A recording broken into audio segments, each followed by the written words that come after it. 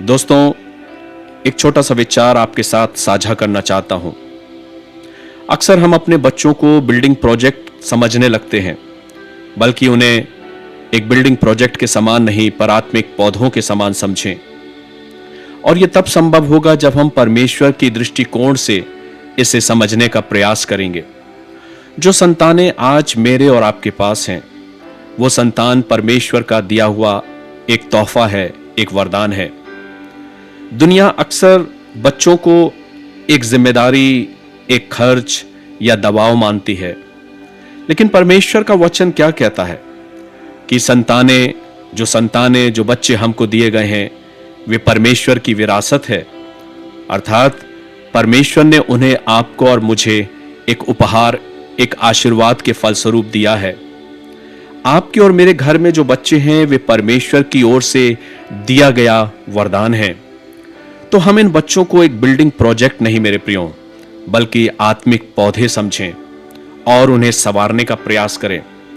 बहुत से माता पिता बच्चों को केवल पढ़ाई, कैरियर और शादी तक ही सीमित कर देते हैं, लेकिन प्रभु चाहता है कि हम उन्हें उनकी योजनाओं में तैयार करें, प्रेम में, चरित्र में, विश्वास और पवित्रता में। यही सबसे सच्चा पालन पोषण है जो प्रभु के डर और भय में बच्चों को बड़ा करना होता है। हर माता पिता को कुछ बातें जरूरी है जो अपने जीवन में लागू करना चाहिए कि अपने बच्चों को उस आत्मिक पौधे के समान उनकी परवरिश करें। प्रार्थना के साथ शुरुआत करें। हर दिन अपने बच्चों के लिए और उनके जीवन के लिए प्रार्थना करें, उनकी पढ़ाई के लिए, उनके स्वास्थ्य के लिए, उनके दोस्तों के लिए, उनके फैसलों के लिए। उनकी जिंदगी में आने वाले हर एक फैसलों को वो स्वयं नहीं पर परमेश्वर के, प्रभु के मार्गदर्शन में लेने वाले हो सकें। उनके जीवन में परमेश्वर की वचन की अहमियत हो। वे परमेश्वर के वचन को पढ़ना और परमेश्वर के वचन का मनन करना सीखने पाए। रात को सोने से पहले अपने जीवन में परमेश्वर के एक छोटे से वचन का मनन जरूर करें। बाइबल को सिर्फ चर्च तक ही सीमित ना रखें कि हफ्ते में एक बार उस वचन को उठाएं, पर प्रतिदिन उसका उपयोग करें और अपने जीवन में उसको मनन करें। जब हम इस प्रकार से अपने जीवन को जीते हैं, तो हम इस बात को देखते हैं कि वे बच्चे वही सीखते हैं जो हम उन्हें सिखाने का प्रयास करते हैं। तब वे एक आत्मिक पौधे के समान आगे बढ़ते हैं। माता पिता स्वयं अपने जीवन के द्वारा एक उदाहरण दें। बच्चे वही सीखते हैं जो अपने माता पिता को देखते हैं। अगर माता पिता एक दूसरे से सच बोलते हैं, तो वे भी सच बोलना सीख जाते हैं। अगर माता पिता प्रार्थना करते हैं, क्षमा करते हैं, तो वे भी वैसा ही करने वाले बन जाते हैं। भजन 127 में बहुत खूबसूरत तरीके से वर्णन किया गया है।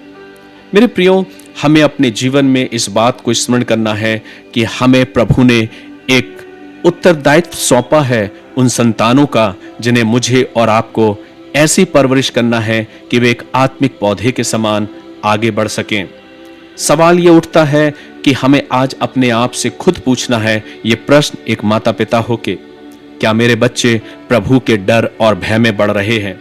क्या मैं उन्हें आत्मिक दृष्टि दे रहा हूं या केवल सांसारिक बातें सिखाने में लगा हूं? क्या मेरे बच्चे जानते हैं कि उनका जीवन प्रभु के लिए क्या है? अगर नहीं है मेरे प्रियो, तो आइए हम अपने जीवन में अपनी संतानों के लिए प्रार्थना करें कि हे प्रभु, जो संतानें, जो बच्चे आपने मुझे दिए हैं, जो आपकी विरासत है, मुझे बुद्धि दे कि मैं उनको तेरे डर और भय में, तेरे वचन में और तेरे प्रेम में संवारने वाला हो सकूं। हमारे बच्चे परमेश्वर आपकी संतानें हैं और आपकी ओर से हमें दिए गए हैं, इसलिए हमें ऐसा अवसर दे कि हम उन्हें एक सही परवरिश दे सकें।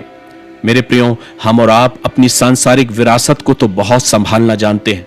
हमारी प्रॉपर्टी, हमारा पैसा, हमारी चीजें, जो सांसारिक विरासत है, उसे हम बखूबी संभालना जानते हैं। लेकिन एक प्रश्न आपके लिए छोड़ना चाहता हूं, क्या हम और आप जो विरासत परमेश्वर की है, जो संतानें परमेश्वर ने दी हैं, ये मेरा और आपका उत्तरदायित्व है कि हम अपनी जिम्मेदारियों को कैसे निभा रहे हैं? ये प्रश्न आज हर एक माता पिता से मैं पूछना चाहता हूं।